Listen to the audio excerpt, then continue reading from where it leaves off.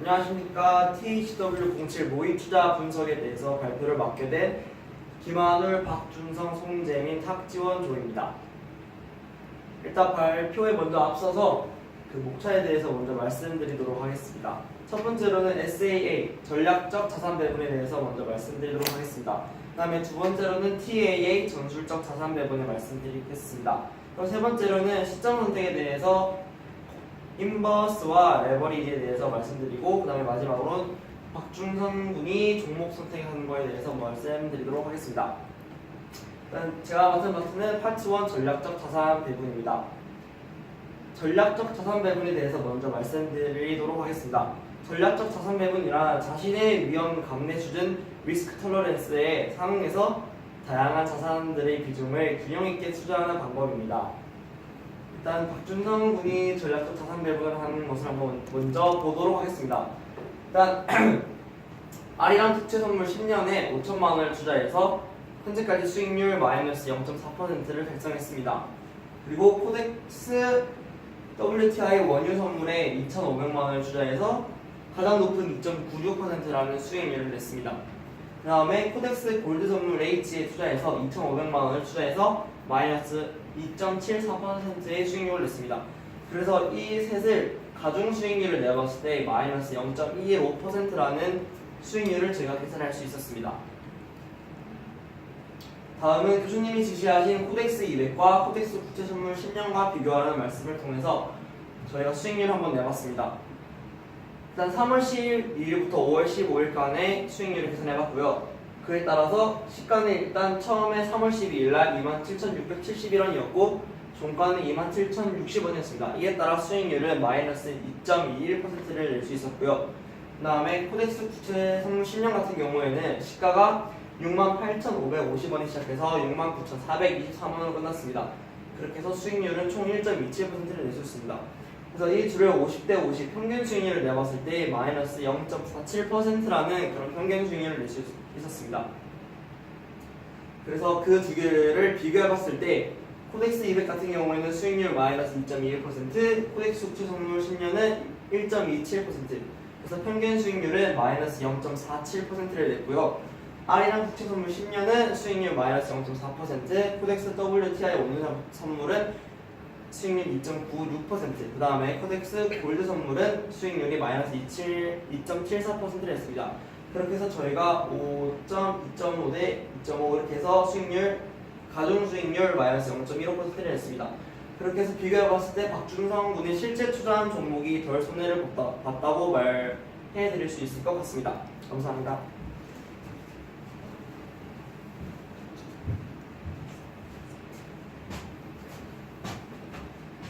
안녕하십니까. 저는 파트 2 전술적 자산 배분에 대해서 발표를 맡은 2019 금융학부 탁주영입니다.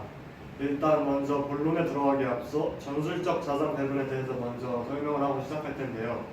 전술적 자산 배분이란 흔히 교수님이 가르쳐 주신 것처럼 TAA라고 하고, 그건 Tactical Asset Allocation의 약자이기도 합니다. 전술적 자산 배분이란 자산 운용자가 변화하는 시장 상황에 대응하기 위해 이를 적절히 적용하고 이용하기 위해 시장에 대한 전망을 바탕으로 전략적 전술적 자산 배분을 하는 정한 범위 내에서 자산 구성 비율을 조정하는 일을 말하고, 전술적 자산 배분은 1년 정도 기간에 두고 하는 것으로 볼 수 있습니다. 이제 본론에 들어와서 저희가 투자한 ETF들의 설명을 할 텐데요. 저희가 투자한 ETF들은 총 3개고 지금 코덱스 200부터 시작으로 발표를 이어나가도록 하겠습니다. 코덱스 200을 보시면 저희가 투자한 금액은 약 5천만 원 정도 되고 수익률은 마이너스 6.31% 정도 됩니다. 이 수익률은 3월 저희 과제 받은 것부터 시작해서 지금까지 이르기 위해서 계속 투자한 것으로 나타내고 있고요. 상장 주식수는 다른 ETF보다는 좀 더 높다고 볼 수 있고, 시가총액은 67,666억 원 정도로 다른 ETF보다도 시가총액도 높고, 코덱스 200의 대표적인 많은 거래량을 이용해서 저희가 샀다고 볼 수 있습니다. 외국 인지분율이 8.95%고, 그래프를 보시면 이 빨간색 그래프는 코스피, 오른쪽은 저희가 투자한 코덱스 200으로 볼 수 있는데, 코스피와는 반비례적으로 코스피가 오를 때 저희가 산 코덱스는 내려가고 코스피가 오를 때 저희가 산 코덱스는 내려간다고 볼 수 있습니다.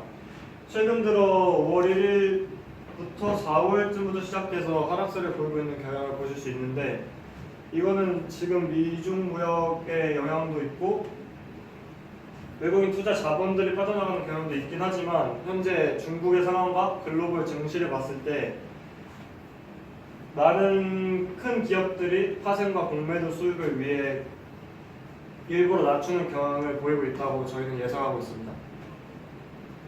두 번째로 저희가 한번 코덱스 WTI 원유 선물 H고 H는 환 해지를 뜻하는 것입니다. 저희가 투자한 것은 코덱스보다 절반으로 코덱스 200보다 절반으로 낮춘 2,500만 원 정도고 수익률은 지금 저희가 투자한 3개의 수익률보다 제일 높은 2.96%라고 볼 수 있습니다. 먼저 시세 및 주주 현황을 보시면 상장 주식수는 550천 주, 아까 코덱스 200보다는 현저히 떨어지는 지수이고 시가총액은 118억 원 정도로 아까 코덱스 200에 6만 550억 정도보다 현저히 낮은 경향을 볼 수 있습니다. 따라서 원유 선물은 최근 들어 상당히 거래 대금도 높지 않고 거래량도 높지 않다고 볼 수 있습니다. 빨간색 코스피 지수와 오른쪽 저희가 투자한 코덱스 WTI 원유 선물을 보시면 코덱스가 올라갈 때 비례하여 저희가 투자한 원유 선물은 올라가고 내려갈 때 낮아진다고 볼 수 있습니다. 하지만 이것 또한 오른쪽 그래프 마지막 편에 보시면 요즘 상당히 위험한 상황이라고 많이들 예측하고 있고 글로벌 경기 둔화에 우려하여 내년 유가 전망도 그닥 좋지 않다는 기사들도 많이 나오고 있어 주식 개미들의 마인드를 흔드는 것으로 보아 그닥 내년 유가 전망도 좋지 않을 것으로 보입니다. 마지막으로 저희가 투자한 ETF는 타이거 농수산물 이넨스 H인데 앞서 코덱스 200은 저희 국내로 했지만 타이거 농수산물은 미국의 전망을 두고 투자했습니다. 투자 금액은 아까 코덱스 WTI와 똑같은 2,500만 원이고 수익률은 이때까지 해서 제일 낮은 마이너스 6.54%를 기록하고 있습니다. 상장 주식수는 8,700천 주로서 아까 코덱스 원유 선물보다는 그나마 높은 상장 주식수를 갖고 있고 시가총액도 390억 원 정도로 코덱스 200보다는 낮고 원유 선물보다는 높은 시가총액을 기록하고 있습니다. 아까 코덱스 WTI 원유 선물 H와 비슷하게 코스피가 내려갈 때 내려가고 코스피가 올라갈 때 올라가는 경향을 보이고 있습니다. 최근 들어 농수산물의 전망이 좋지 않은데 밀, 대두, 옥수수 등 많은 작물이 모두 오르고 있지만 농수산물만 현재 수급이 따라오지 못하기 때문에 제대로 오르지 못한 상황이라고 저희는 보고 있고 만약 다른 기사와 미국과 한국에서 농수산물 가격 급등 소식이 들려온다면 그때서야 오를 것이라고 판단하고 있습니다. 마지막으로 교수님이 내주신 동일가중 평균 비교인데 동일가중 평균이라는 말 자체가 저희가 투자한 세계 ETF의 평균 수익률을 내는 것이라고 저희는 이해를 했고 저희가 투자한 세 종목의 수익률을 합하고 저희가 산 ETF들의 퀀티티로 나눠서 수익률을 구할 수 있었습니다. 코덱스 200의 수익률이 마이너스 6.31%와 코덱스 WTI 원유 선물의 2.96% 마지막 타이거 농수산물의 마이너스 6.54%를 총 합하여 저희가 투자한 퀀티티로 나눠서 마이너스 3.30%라는 동일 가중 평균 수익률을 도출해내었고 코덱스 200으로 보자면 저희가 투자한 금액은 5천만 원이고 수익률은 마이너스 6.31%였으니까 동일 가중 평균 수익률이 마이너스 3.30%보다 마이너스 3.01% 정도 낮다고 볼 수 있습니다.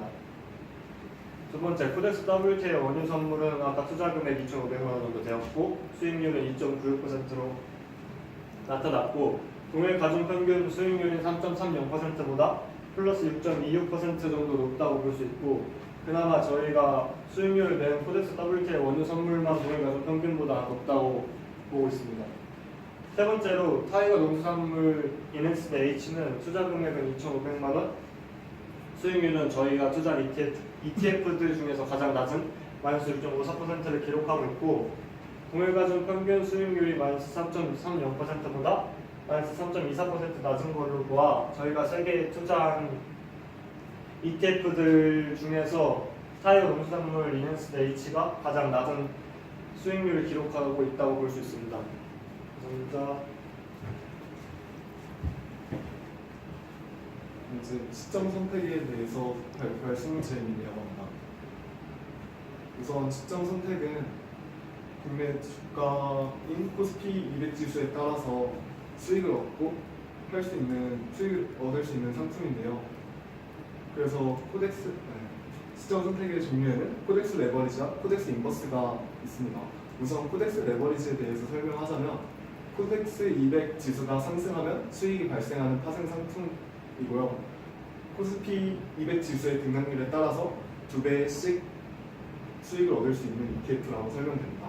그래서 만약 코스피 200 지수가 1% 상승하게 된다면 코덱스 레버리지는 2% 상승하게 되고, 만약 코스피 200 지수가 1% 하락하게 된다면 코덱스 레버리지는 2% 하락하게 되는 ETF라고 설명됩니다.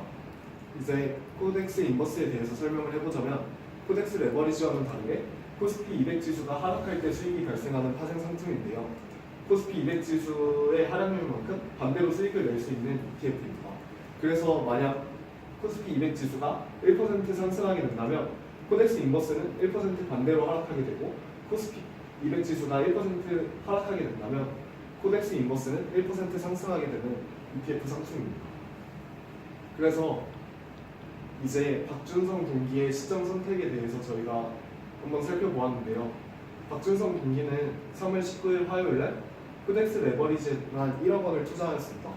그런데 이 3월 19일날 레버리지에 대해 투자한 이유는 시장이 더 상승할 거라고 예측을 하고 투자를 했지만, 그 뒤로는 따로 인버스나 레버리지를 고려하지 않고 마켓 타이밍을 고려하지 않고 투자했기 때문에 그대로 1억 원을 이번 주 월요일까지 레버리지에 투자하고 있었습니다.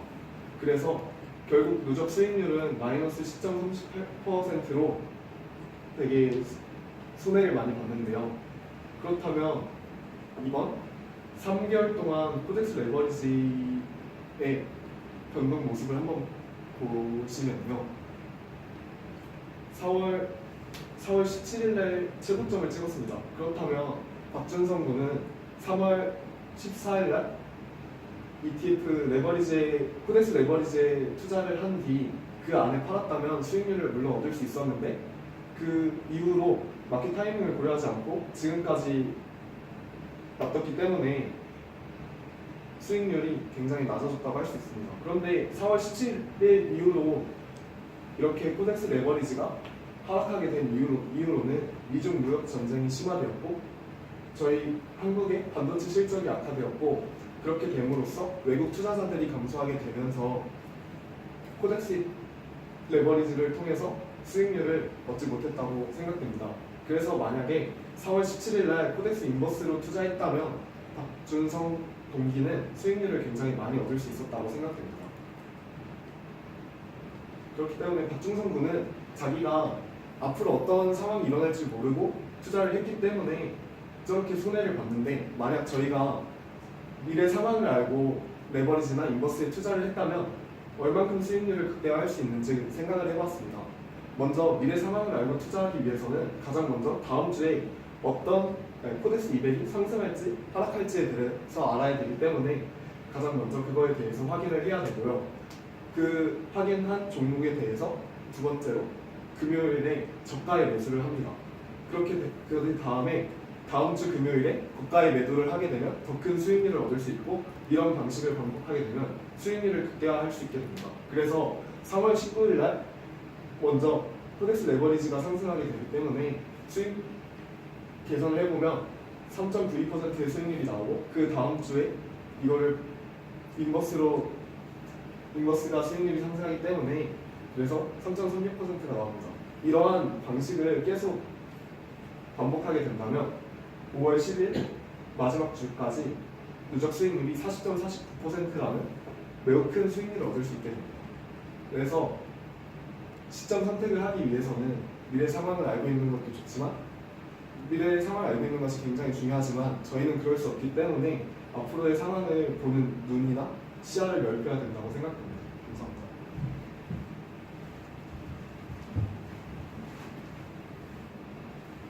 안녕하세요. 저는 이어서 종목 선택에 대해서 발표할 금융학부 1과학번 박준성이라고 합니다.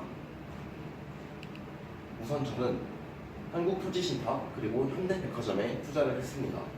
이 둘을 선정한 이유로 우선 한국토지신탁은 P열이 3.88로 굉장히 낮은 편에 속합니다. 즉 저평가되어 있다는 말입니다. 그 다음에 영업이익률, 그러니까 매출액에서 영업이익이 차지하는 비율이 69.2%로 굉장히 높은 편에 속합니다.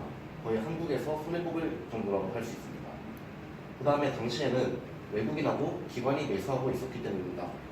주가라는 것도 회사가 아무리 좋아도 결국 누군가가 사줘야 주가가 올라가기 때문에 이렇게 수급이 있어야 올라갈 수 있다고 판단했습니다. 다음으로 현대백화점입니다. 현대백화점이 P열은 8.49로 그다지 높지도 낮지도 않은 매우 적정한 상태라고 할 수 있습니다. 그 다음에 현재 주가가 금융위기 이후 최저가에 속합니다. 이 정도라면 더 이상 내려가지는 않겠지라는 생각으로 샀습니다. 그리고 이렇게 최저가가 나온 이유는 이번 2019년 1분기에 어닝 쇼크가 꽤 크게 나오면서 단기적으로 하락했기 때문입니다.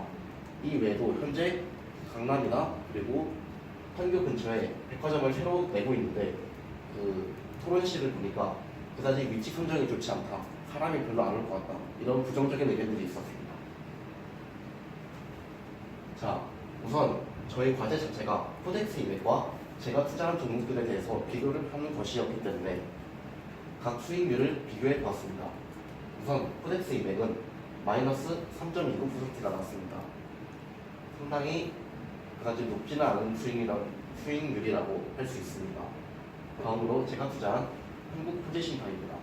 저는 한국토지신탁에 5천만 원을 투자했고 결과적으로 마이너스 6.29%의 손실이 나왔습니다. 그 다음에 현대백화점입니다. 저는 현대백화점에 3천만 원을 투자했고 마이너스 1.8%가 나왔습니다. 우선 가중 수익률을 계산하지 않고 봤을 때 한국토지신탁은 코덱스 200보다 수익률이 3% 낮기 때문에 투자에 실패했다고 할 수 있습니다. 반대로 현대백화점은 마이너스 1.8%이기 때문에 비록 손실을 보긴 했지만 그래도 나름대로 상당했다고 할 수 있습니다. 자, 그 다음으로 5대 3으로 계산을 한 가중 수익률은 마이너스 4.61%가 나왔습니다. 결론적으로 코덱스 200보다 낮았기 때문에 시장에 졌다고 할 수 있습니다.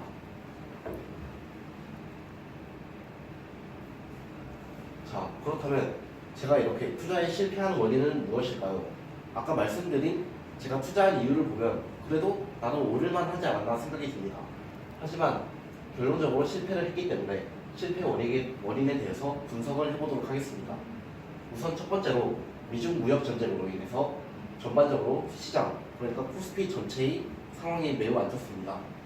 아까 승무재민 동기가 설명했듯이 우선 미중 무역 전쟁도 있고 그 다음에 현재 삼성전자, SK 하이닉스 같은 반도체 건물 회사들이 반도체 시장 자체가 현재 다운 사이클이라서 실적이 악화될 것으로 예상되기 때문에 코스피가 대폭 하락했습니다.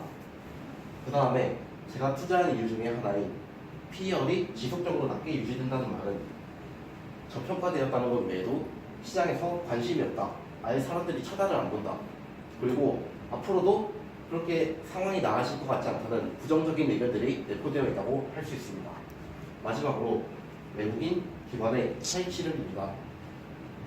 제가 투자한 이유가 외국인 기관이 주식을 사면은 주가가 올라가기 때문이었기 때문인데 반대로 외국인 기관이 주식을 팔게 되면 주가가 내려갈 수밖에 없습니다. 비록 제가 투자한 이후에 한국토지신탁은 5% 수익률까지 갔었지만 현재 지금 차익 실현 때문에 상황이 마이너스 6.6%까지 왔습니다.